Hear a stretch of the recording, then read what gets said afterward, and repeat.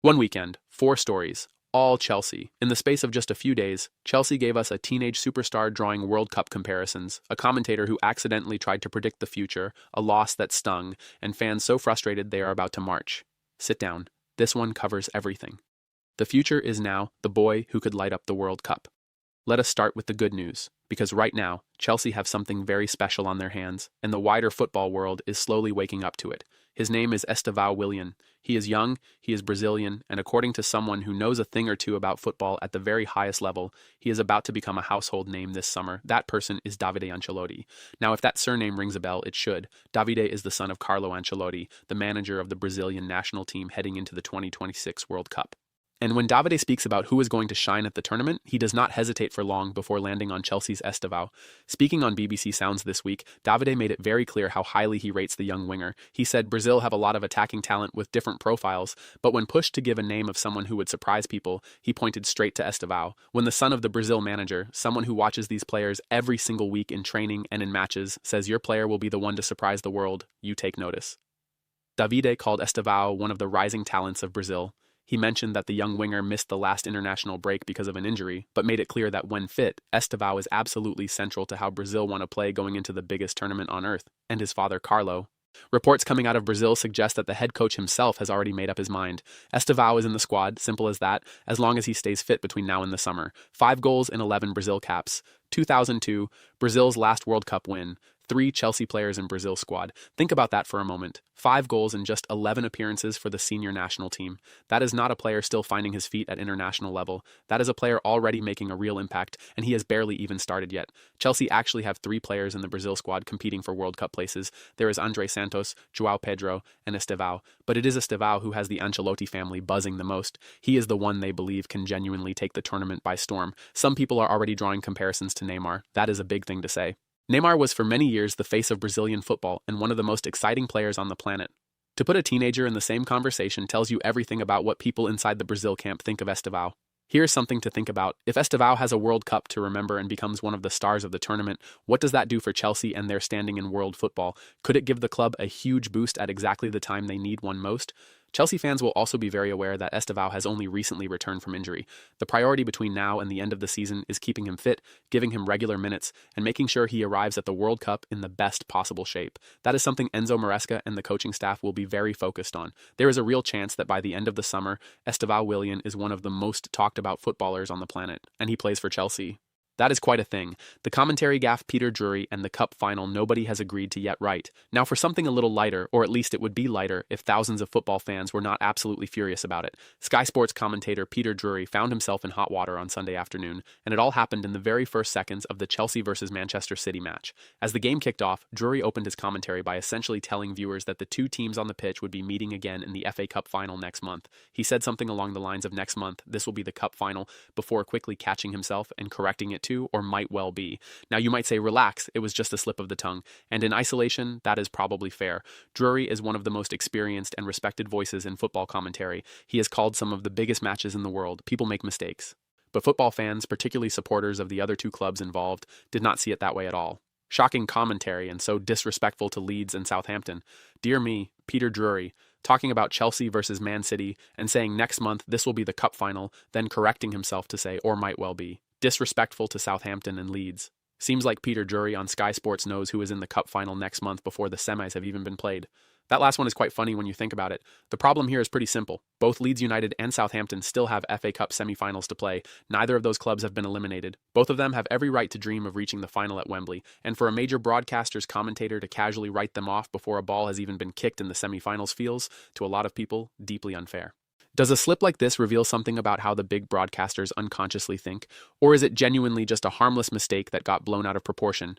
What do you think? Chelsea will face Leeds in one semi-final, while Man City take on Southampton in the other. It is entirely possible that neither Chelsea nor City make the final. Leeds have been one of the stories of the season. Southampton have had their moments too. The FA Cup has a long and wonderful history of producing surprises. To Drury's credit, he did correct himself immediately, and it is worth saying that Sky Sports have not commented publicly on the situation, but the damage was done in those first few seconds. Social media lit up, the clips spread quickly, and by the end of the afternoon the veteran commentator was trending for all the wrong reasons. It is worth keeping this in perspective.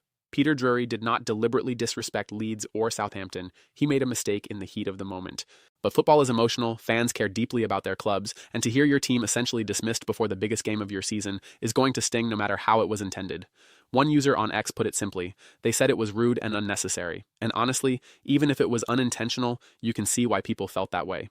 Fan unrest, the protest, that shows just how deep the frustration goes.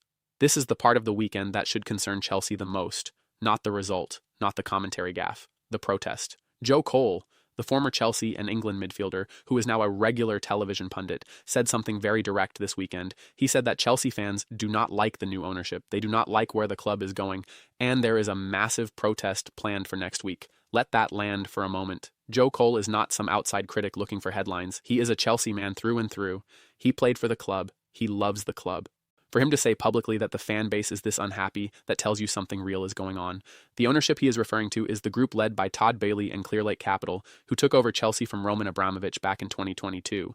In the years since, the club has spent extraordinary amounts of money on players. Eye-watering sums, transfer fee after transfer fee, deal after deal, and yet the feeling among a large portion of the support is that the club lacks direction, lacks identity, and lacks the stability that successful clubs need. Spending a lot of money does not automatically mean you are running a club well. Chelsea fans know this better than most right now. The frustration is not just about one bad result or one poor signing. It runs deeper than that. It is about a sense that the people at the top do not fully understand what Chelsea Football Club means to the people who have supported it for decades. It is about constant change in the dugout, bloated squads, confusing recruitment, and a feeling that the club is being run more like a financial experiment than a football institution. If you are a Chelsea fan, what is the one thing about the current ownership that frustrates you the most? Is it the endless transfers, the lack of a clear identity, the manager changes, or something else entirely? Protests at football clubs are not uncommon. Manchester United fans have organized them. Arsenal fans have done it. Liverpool supporters made their voices heard over ticket prices. When fans march, it is because they feel they have no other way to get through to the people making decisions at the top of their club. The fact that a protest is now planned at Chelsea is a significant moment. It tells you that a section of the support has reached a point where they feel they need to do something visible, something that cannot be ignored, to try and force a conversation about the direction of the club. Whether the owners will listen is another question entirely. Todd Boehly and Clearlake have shown in the past that they are confident in their vision for the club, even when fans have pushed back. But there is only so long you can dismiss supporter unrest before it starts to affect the atmosphere, the brand, and ultimately the business they are trying to build. Chelsea finished in the top half of the Premier League last season and are in contention for European football this year. On paper, that is progress. But football is not just about the table. It is about how a club makes its fans feel. And right now, a significant number of Chelsea supporters are not feeling good. Match analysis, the loss. That reminded everyone where Chelsea really are. And then there was the game itself. Chelsea 0, Manchester City 3. On a Sunday afternoon at Stamford Bridge, Pep Guardiola's team came, saw, and left with 3 points that could very well end up deciding the Premier League title. City were not at their best in the first half. They were slow to get going, Chelsea managed to stay in it, and for a period it looked like the home side might be able to make a real match of it. But after the break, City were a completely different team. They turned it on, and Chelsea had no answer. Nico O'Reilly opened the scoring. Then came a moment of real poetic irony. Mark Guehi, the Chelsea Academy product who left the club and joined City, scored to make it 2. And Jeremy Doku added the third to complete a comprehensive away win. 0 Chelsea goals, 3 Man City goals, 6 points City trail Arsenal. The Mark Guehi story is worth dwelling on for a second. Here's a player who came through Chelsea's youth system, a player they developed, trained, and let go.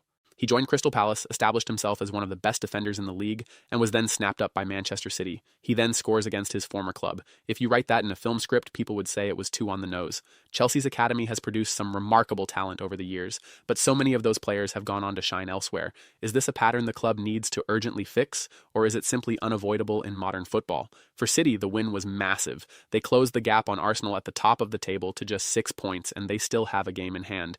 The title race, which many people thought was over a few weeks ago, is very much alive again. Arsenal will need to hold their nerve over the remaining weeks of the season. City also have the EFL Cup safely in their trophy cabinet after beating Arsenal 2-0 at Wembley last month. And now they are heading into an FA Cup semi-final against Southampton, very much in the hunt for a domestic double. Pep Guardiola's team remain a machine, and this win proved it.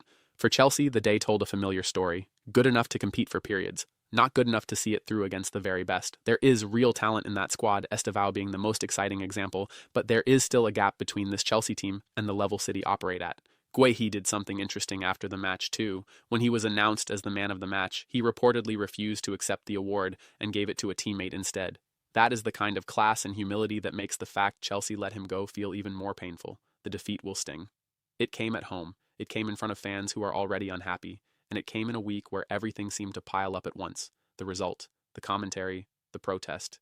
It was that kind of Sunday for Chelsea Football Club. Where does Chelsea go from here? So here is where we are. Chelsea are a club that can produce and attract players good enough to be stars of a World Cup. They are also a club whose fans are angry enough to take to the streets. They are a club whose academy graduates come back to haunt them. And they are a club whose commentary coverage somehow managed to write off their opponents before a semi-final had even been played. That is quite a mix. And in a strange way, it is very Chelsea. Few clubs in world football generate as many storylines, as much passion, as much noise as this one. Even when things are going badly, people are talking about Chelsea. The Estevao story is the one that gives genuine reasons for excitement. If he stays fit and performs at the World Cup the way the Ancelotti family believe he can, Chelsea will have one of the most exciting young players on the planet. That matters. That is something to build on. But the protest matters too. The ownership cannot keep ignoring the signals. Fan trust is a precious thing. Once it is gone, it is very hard to win back. And the signs from this weekend suggest that trust is under serious strain right now. Peter Drury will move on from his slip. He has had too many great moments in the commentary box for one mistake to define him. But the clubs he overlooked, Leeds and Southampton, they will use that as motivation. Football always provides a way for these things to come back around. And the defeat against City? It is 3 points. It is painful. But the season is not over for Chelsea, and there is still plenty to play for, including that FA Cup semi-final against Leeds, which now carries even more weight. Here is the question we want to leave you with. At the end of this season, when you look back at everything that has happened, what do you think the defining moment of Chelsea's 2025 to 2026 campaign will be? The protests? Estevao's rise? The cup run? Or something we have not even seen yet? Drop your thoughts below. This conversation is just getting started. This has been John Chelsea Analysis. We cover it all, the highs, the lows, the controversy, the talent, and everything in between. Because supporting Chelsea is never simple, and that is exactly why it is never boring.